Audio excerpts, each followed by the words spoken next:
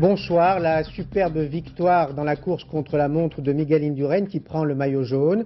Le discours à l'ONU d'Edouard Balladur qui demande aux Nations Unies de prendre le relais de la France au Rwanda. L'assassinat en Algérie de 7 ressortissants d'Europe de l'Est, dont 4 Russes. Et le mystère non éclairci du vol d'un tableau en plein jour au Louvre. Voilà les titres de ce journal. Mais le premier d'entre eux, c'est le ciel qui l'envoie. Il tient en un mot. Chaud, encore plus chaud demain. Nathalie Riouet vous le confirmera après cette édition. Cette chaleur doit sans doute vous inciter à boire beaucoup, vous avez raison.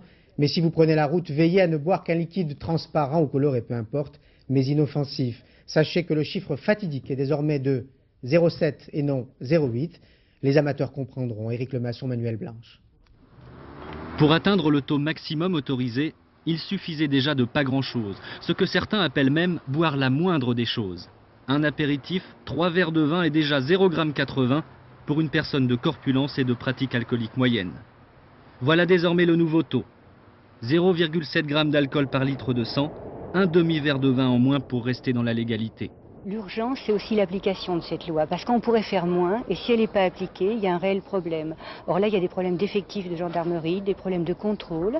La loi est bonne, elle va effectivement dans le sens de ce que nous poursuivons, mais si elle n'est pas appliquée, ça ne servira à rien. Chacun d'entre nous fait semblant de ne pas savoir. Savoir que 40% des accidents mortels sont directement dus à l'alcool. Savoir que sur la route le samedi soir, près d'un tiers des conducteurs a bu.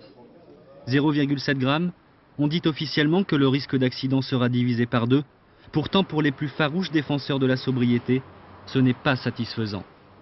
Ça peut diminuer le nombre de morts de la route, mais il faudrait que la mesure soit cohérente avec une politique assez globale de santé vis-à-vis de l'alcool, et ce n'est pas le cas actuellement, puisqu'on aggrave les sanctions sur la route, mais on va augmenter dans le même temps la publicité pour l'alcool par affichage. C'est une décision récente du Parlement. On ne peut pas espérer diminuer l'alcoolisation sur la route et augmenter l'alcoolisation pour accroître les revenus de l'alcool. Cette sévérité plus importante aura-t-elle un effet psychologique sur le comportement des conducteurs? Vendredi soir, près d'Arcachon, ils étaient 5, ils étaient jeunes, ils sont morts. L'un des conducteurs s'amusait à slalomer, il était ivre. Une autre information précisément destinée à ceux qui vont prendre leur voiture. Si vous ne voyez pas de gendarmes sur votre route, n'en profitez pas pour vous croire sur un circuit de Formule 1. Les gendarmes volent aussi. Françoise Vallée, Patrick Kurt. Le trafic est fluide, la route est libre et pourtant ce n'est pas le moment de pousser une petite pointe. 200 mètres au-dessus, la gendarmerie surveille. C'est le nouveau dispositif mis en place en Rhône-Alpes pour les départs et retours de vacances. Les hélicoptères, qui servent habituellement à contrôler les flux de circulation, servent aussi à vérifier le comportement des automobilistes. Alors là, dans la partie encaissée, c'est relativement dangereux. Ici, ça cartonne à partir de là.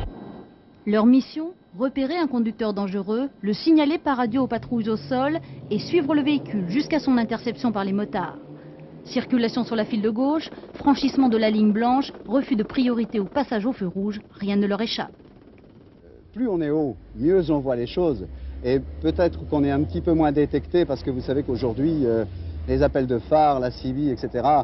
font que les vrais contrevenants, les vrais dangers publics sont bien souvent impunis parce que dès qu'ils savent que les gendarmes sont présents sur l'axe, évidemment qu'ils se gardent bien de commettre les infractions qu'ils commettent habituellement et qui sont particulièrement dangereuses. Le dispositif vise surtout les routes nationales, les axes secondaires et les agglomérations. Mais des vols sont également prévus au-dessus des autoroutes pour repérer les zigzagueurs professionnels et les adeptes de la voie centrale. Testée en Rhône-Alpes, la surveillance par hélicoptère reste exceptionnelle en raison de son coût, environ 8 000 francs l'heure de vol. N'empêche qu'entre les patrouilles au sol, les radars et maintenant le ciel qui s'en mêle, il va falloir sérieusement boucler les ceintures et rouler pépère. Conseil pratique toujours, un conseil important pour tous ceux qui ont prévu de prendre l'avion demain en France. Un tiers des vols d'Air Inter devraient être annulés en raison d'une grève. 12 syndicats de la compagnie ont en effet appelé les salariés à cesser de travailler pendant 24 heures pour défendre leur statut. Luc Bazizin. Pas de ticket gagnant demain pour ceux qui souhaitent voyager sur les lignes d'Air Inter. Il faudra plutôt s'armer de patience, même si la direction pense pouvoir assurer 2 vols sur 3. L'intersyndicale de la compagnie intérieure appelle tous les personnels au sol et navigants à faire grève pendant 24 heures. Les personnels d'Air Inter sont en grève demain parce que toutes les perspectives de développement d'Air Inter nous amènent directement vers les plans sociaux, vers les licenciements à moyen terme. C'est le cas de la concurrence qui va s'installer sur Marseille et Toulouse et qui va inévitablement prendre des parts de marché sur les 2 lignes principales d'Air Inter. Et aujourd'hui, ni les gouvernements, ni les pouvoirs publics, ni aucun responsable d'Air Inter ou d'Air France ne peut donner de perspective viable à long terme pour Air Inter. Autre crainte, que Air Inter fasse les frais du plan de sauvetage d'Air France. Si Bruxelles donne son feu vert, ce sont 20 milliards de francs que l'État français donnerait à Air France sur 3 ans. Mais des contreparties risqueraient d'être demandées à l'ensemble du groupe. Si vous devez voyager demain, vous pouvez vous renseigner dès ce soir par Minitel, 36 15 France 2.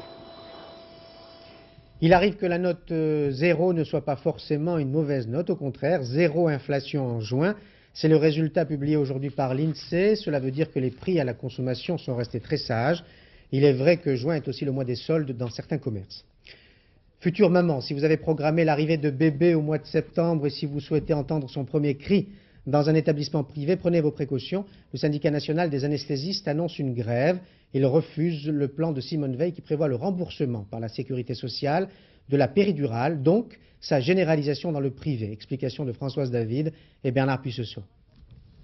Laure a 4 jours, un tout petit bébé qui se demande encore ce qu'elle fait là et qui a besoin de toute la tendresse de sa maman. Une maman bien entourée et bien reposée après un accouchement pratiqué sous péridurale. Dans cette maternité privée, 82% des femmes accouchent ainsi, sans souffrance. Le plan Veil prévoit le remboursement de cette anesthésie. Pour les nouvelles et futures mamans, une très bonne initiative. Je pense que c'est une excellente idée parce que jusqu'à présent la péridurale c'est vrai que c'est un acte assez coûteux et qu'il est bon que tout le monde puisse en profiter. C'est normal, enfin c'est quelque chose qui permet d'avoir un accouchement vraiment très très agréable.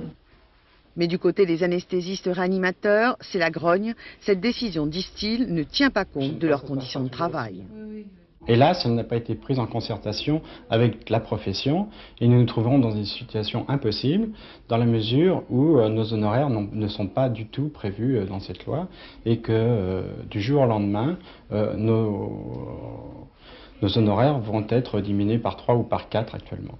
En tant que gynécologue accoucheur, je pense que travaillant avec les anesthésistes, je suis tout à fait d'accord avec eux. Autre problème, le manque d'anesthésistes.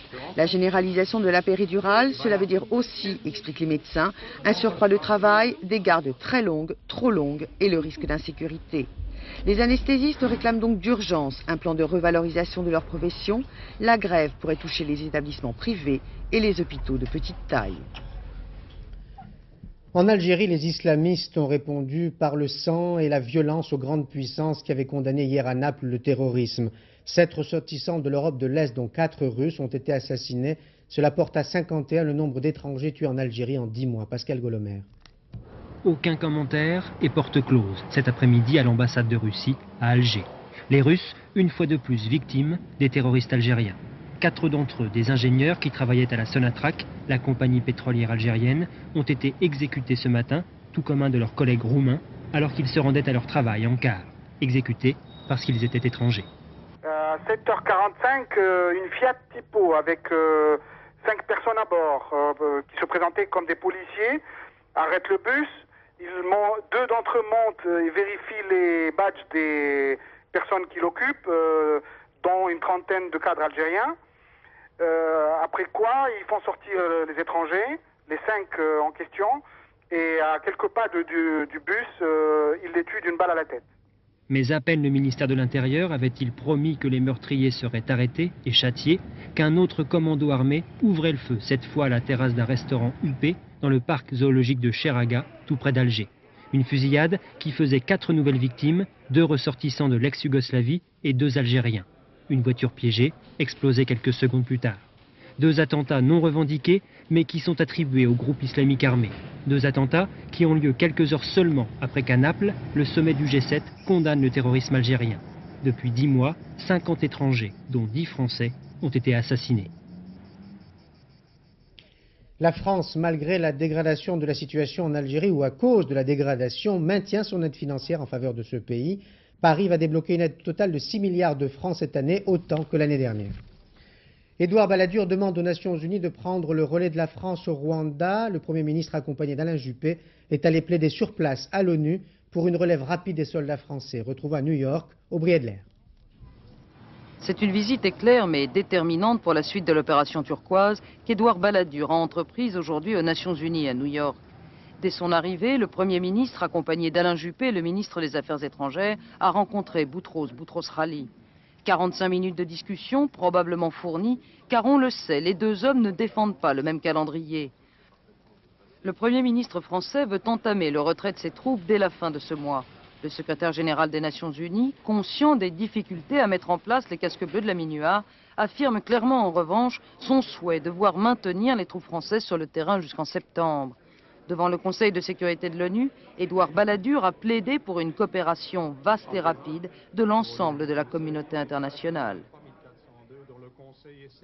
Mon pays lance un appel pressant à la communauté internationale pour que tout soit mis en œuvre en vue de permettre le déploiement rapide de la MINUSMA renforcée. De nombreux pays ont fait état de leur disponibilité à mettre d'importants effectifs à la disposition de la MINUSMA. Ceci serait suffisant pour remplir la tâche qui a été assignée à cette force s'il disposait des équipements et de la logistique nécessaires. Il est urgent que tous les efforts de la communauté internationale se mobilisent pour les leur fournir. Si la date officielle du retrait des troupes françaises n'a pas été annoncée aujourd'hui, autorités françaises et onusiennes semblent s'être accordées sur un calendrier de compromis. Ce que je suis venu dire aujourd'hui à la communauté internationale, au Conseil de sécurité, c'est tout d'abord que nous souhaitions que l'effort de la France soit relayé dans les semaines qui viennent par la communauté internationale et qu'un certain nombre de pays qui ont pris des engagements ou fait des promesses les mettent en œuvre. Avez-vous obtenu de vos entretiens ce matin une idée, un calendrier précis concernant la relève des troupes françaises par celle de la MINUSMA? Un calendrier, pas encore. J'ai constaté que l'action de la France était appréciée, était louée. C'est avec un résultat mitigé qu'Édouard Balladur regagne Paris aujourd'hui. L'opération turquoise ne s'achèvera pas comme prévu à la fin du mois de juillet, mais la France devrait obtenir une relève progressive de ses troupes par celle de la MINUSMA dès le mois prochain. De toute façon, le mandat onusien accordé aux troupes françaises au Rwanda s'achève le 21 août. Il faudra sans doute des arguments particulièrement forts pour convaincre le gouvernement français de le prolonger.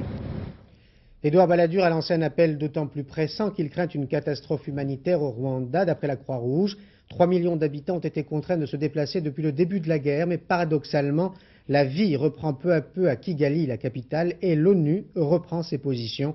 Reportage de nos envoyés spéciaux Éric Monnier et Vincent Maillard. C'est leur quartier général, et pourtant les observateurs de l'ONU n'ont pas mis les pieds ici depuis des mois. Depuis que la guerre les a forcés à battre en retraite, bien loin de là, près du stade, et d'observateurs des accords de paix signés en août 1993, à devenir eux aussi les victimes du conflit. D'ici, on tirait du côté du camp de la gendarmerie et le camp de garde présidentielle. Et c'était des tirs qui étaient vraiment destinés à la MINUSMA? Ils tiraient dans toute la région ici, mais ils savaient qu'on était ici, on avait le drapeau et tout. Vous ne craignez pas aujourd'hui qu'il y ait des pièges un petit peu partout?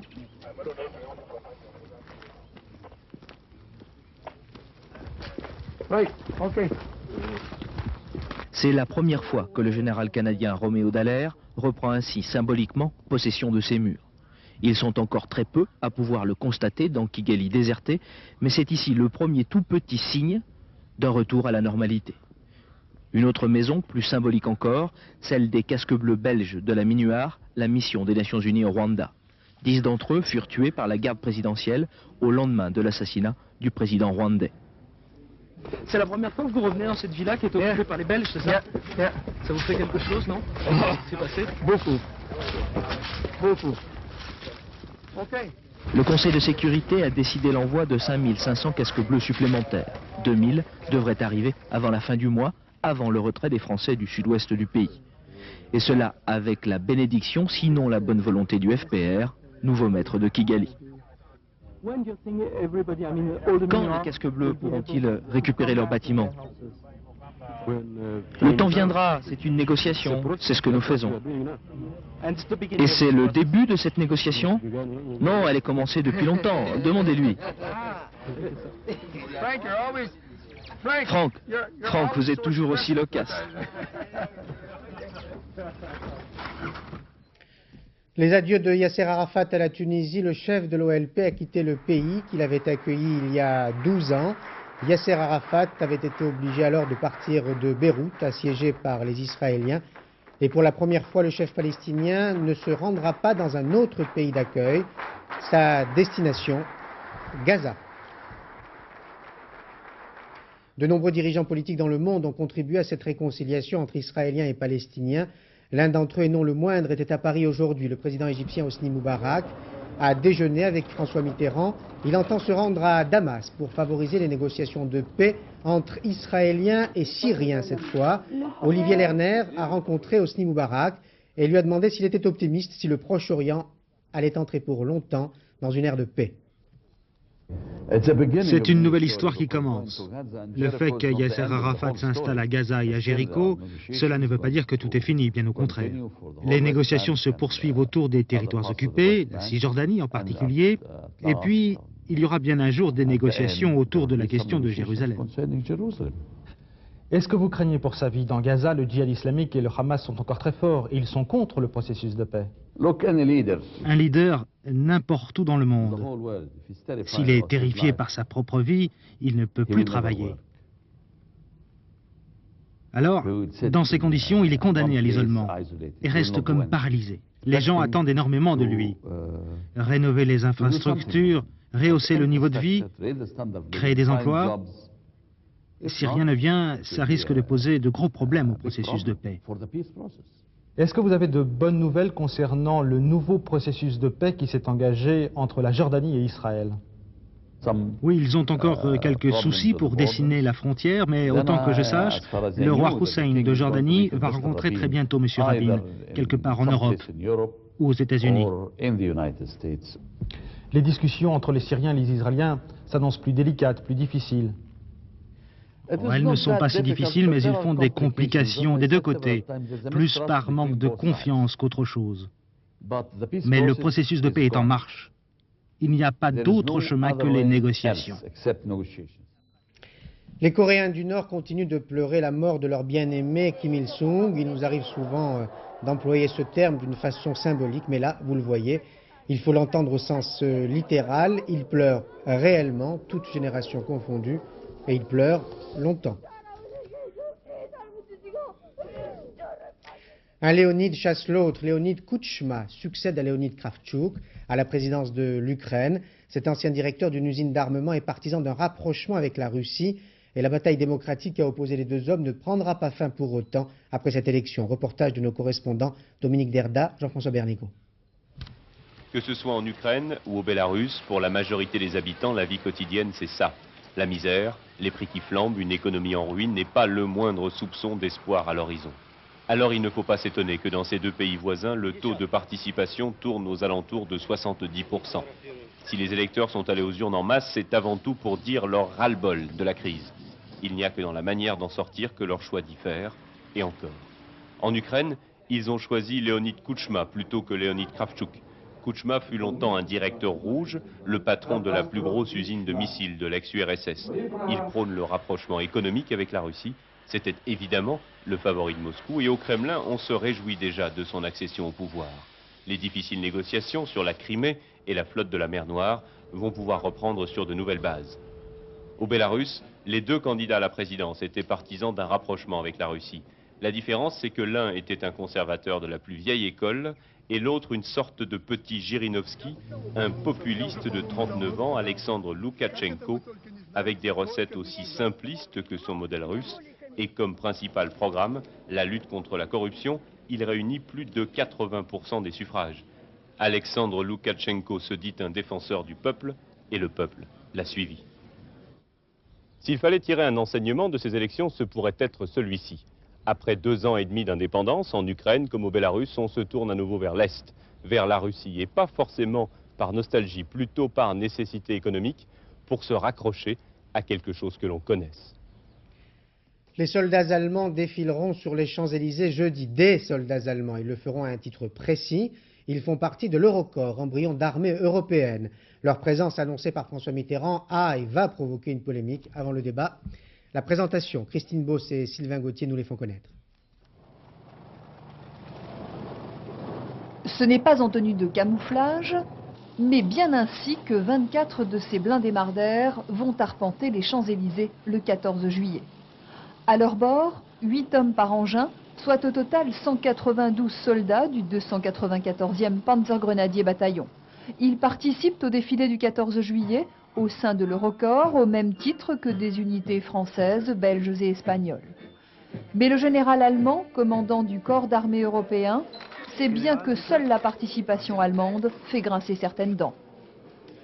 J'ai entendu la discussion, la controverse en France, mais ce n'est pas pour moi une surprise, c'est pour moi une normalité.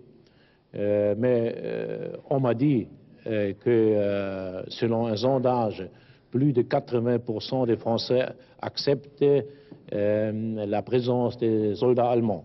Je pense que c'est un symbole pour notre avenir commun. En attendant, les hommes de l'Eurocorps défileront en tenue de combat comme celle-ci, à l'exception du couvre-chef de camouflage de rigueur pendant les manœuvres. Seul un écusson national les distinguera.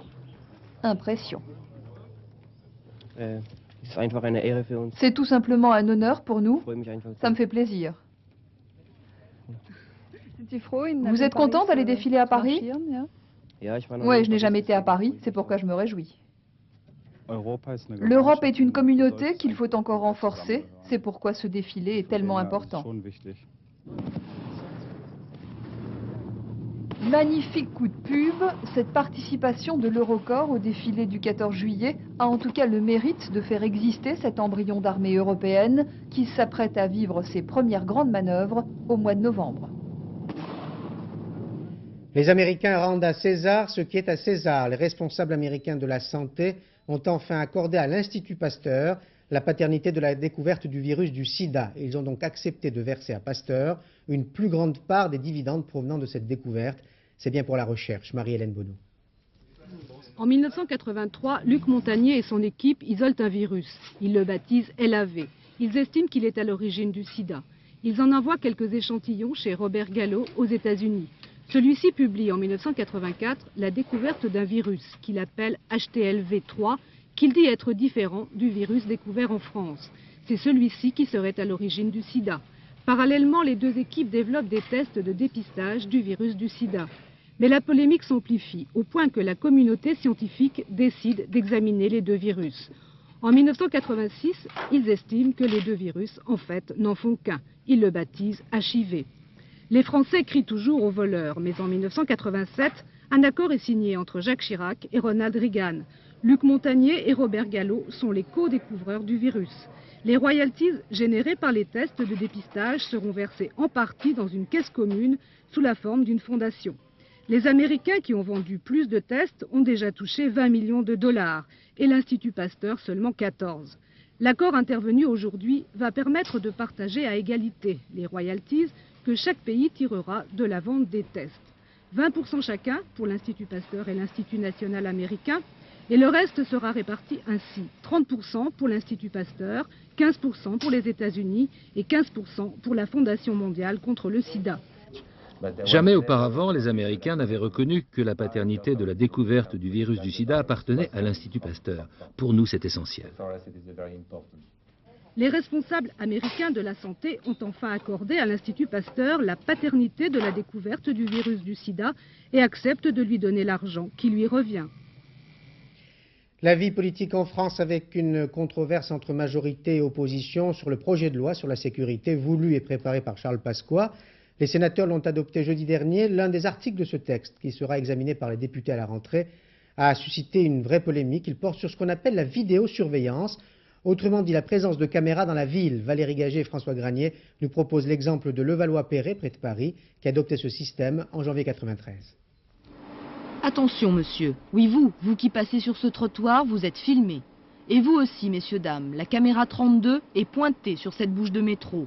Dans une salle de police municipale, 12 écrans retransmettent 24 heures sur 24 la vie quotidienne de Levallois-Perret. Carrefour, jardin ou cité réputée difficile, au total 49 caméras ont déjà été installées. En 96, il y en aura une centaine, fixes ou téléguidées.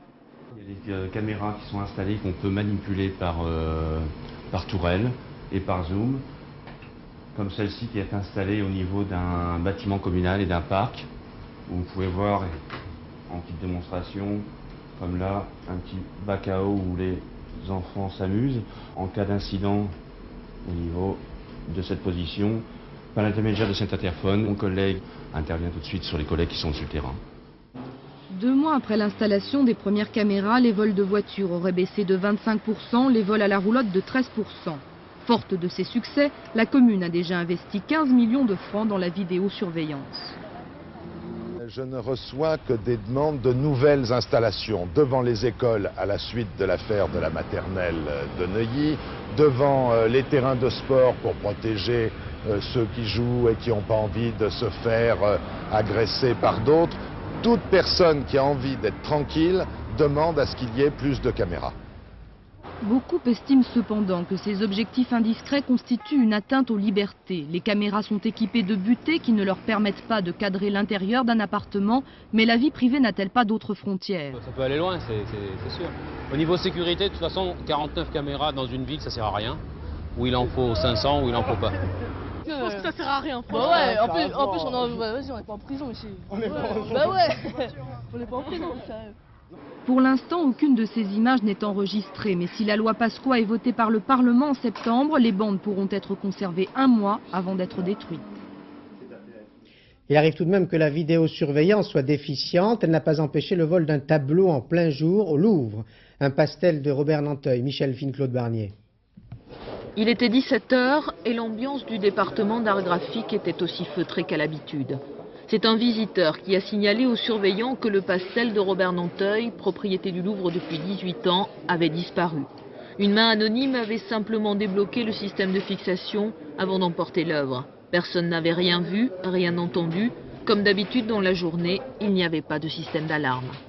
Non, toutes les œuvres n'ont pas d'alarme, parce que si toutes les œuvres du Louvre avaient des alarmes, ça n'arrêterait pas. Le grand problème, si vous voulez, dans un musée comme le Louvre qui est très visité, c'est que tous les systèmes, disons, faisant du bruit, entre guillemets, n'est-ce pas, de protection des œuvres, n'arrêteraient pas de fonctionner à cause simplement du fait que le public passe, sans aucune intention malveillante, qu'il y a tout d'un coup un mouvement qui fait frémir l'atmosphère et qui peut déclencher l'alarme. Donc on ne peut pas le mettre à toutes les œuvres, c'est complètement impossible. La brigade de répression du banditisme chargée de l'enquête dispose de peu d'indices. Pour elle, tout est possible. Le coup de folie d'un collectionneur comme le vol organisé pour une commande à l'étranger. Effectivement, il est probable que le voleur soit un fou amoureux de Robert Nanteuil pour commettre un acte aussi fou. Il devrait en effet savoir, et peut-être le sait-il, qu'il est très difficile de revendre une telle œuvre. Maryse Burgot, Delphine Bolloré.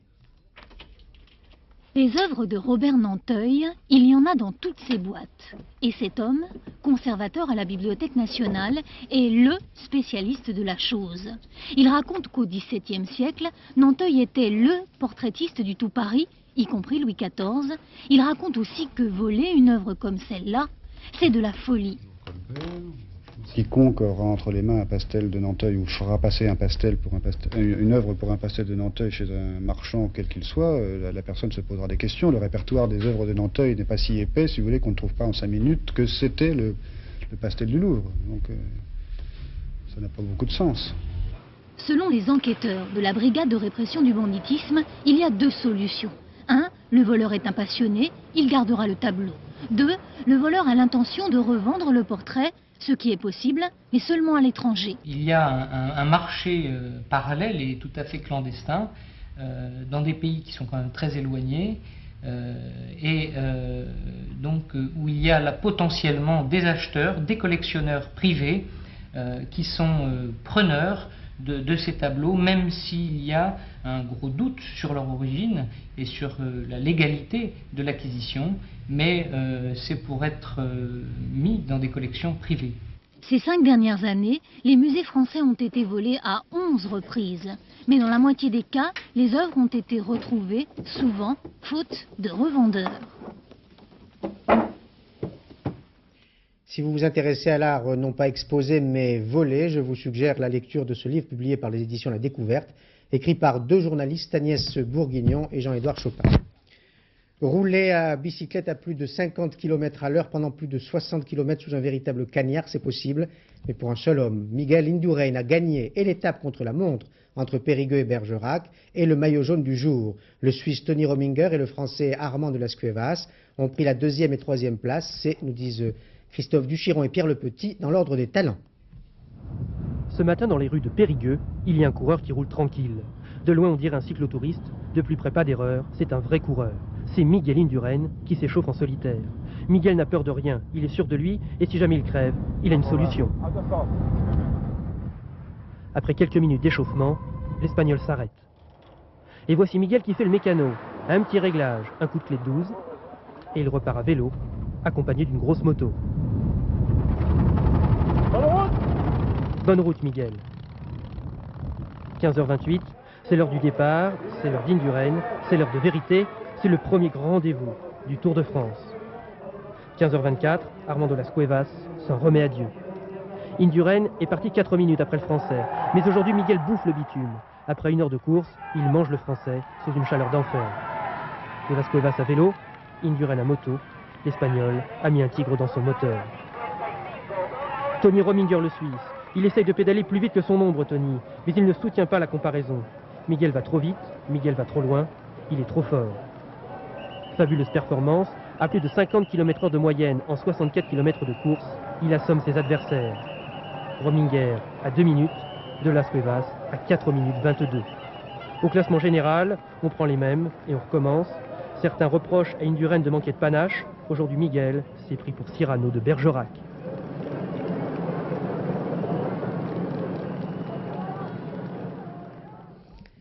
L'info Mazo du soir, si l'équipe de France de football avait un peu mieux joué lors des éliminatoires de la Coupe du Monde, si elle s'était qualifiée, elle serait peut-être allée en demi-finale comme la Bulgarie ou la Suède qui étaient, ne l'oublions pas, dans le même groupe, Laurent-Frédéric Bollet, Frédéric Basile.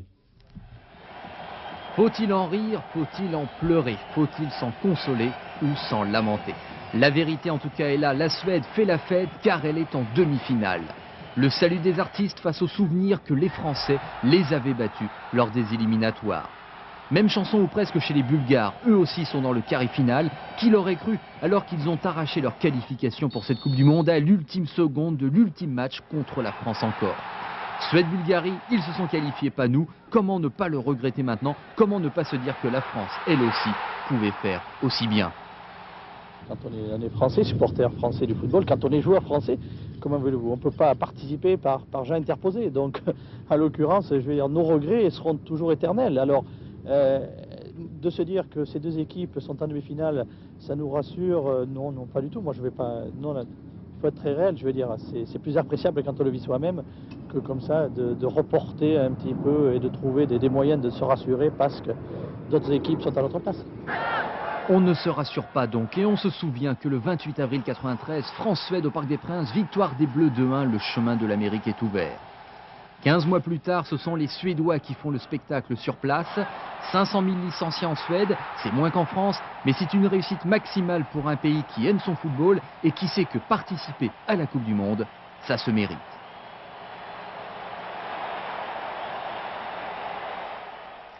La liberté attire du monde, l'Armada de la Liberté qui rassemble à Rouen les plus beaux voiliers du monde. Initiative prise en souvenir du débarquement allié, mais il y a aussi des vapeurs qui ont participé à ce débarquement. Parmi eux, le Jeremiah O'Brien qui a besoin de fuel, donc d'argent, donc de vous, pour repartir. Régis Cotias sur des images de Thalassa. Une des vedettes de l'Armada de la Liberté n'est justement pas une vedette. Pas un de ces bateaux rapides et légers, non, le Jeremiah O'Brien, c'est plutôt le style percheron des mers, lourd, trapu, mais solide. Il y a 50 ans, il participait au débarquement en Normandie. Aujourd'hui, c'est devenu un musée coûteux à entretenir. Nous mangeons 30 tonnes de mazout par jour. Donc il nous faut 600 tonnes de mazout pour rentrer jusqu'à San Francisco, où le bateau est attendu presque comme l'avion de Lindbergh, parce qu'il est maintenant célèbre en Amérique. Alors pour remplir les cuves, les visiteurs vident leur poche 10 francs pour monter sur le pont et en prime la reconnaissance éternelle. On paye bien pour un tas de choses, autant payer pour ça. Hein. C'est pour les aider à repartir, ils sont bienvenus de nous aider. Avant le débarquement, il y a 50 ans, il faut quand même peut-être aussi, nous, de notre côté, les remercier de ce côté-là. Mieux qu'une vedette, le Jeremiah O'Brien est une star. Il lui reste jusqu'à dimanche pour se faire admirer. Et les curieux ne manquent pas. Bon retour à San Francisco avec du fioul français. Et pour conclure, nous n'irons pas ce soir en Avignon, mais sur la côte ouest pour vous présenter, Jacques Deveau nous l'assure, le Nourrief de demain, Johan Boada.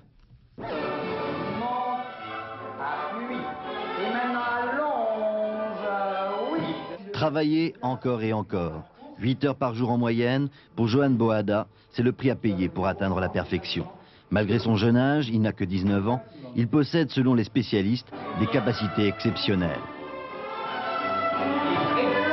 À la Bolle, lors des rencontres de danse, la plupart des jeunes de son âge en sont encore aux auditions. Johan, lui, s'il partage le quotidien de ses camarades, est déjà en haut de l'affiche.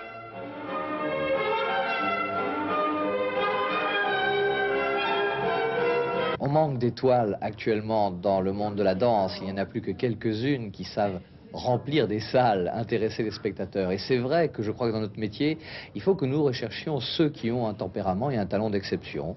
Sans doute, Johan Boada fera-t-il partie de cela. Et pour faire une étoile, il faut une histoire.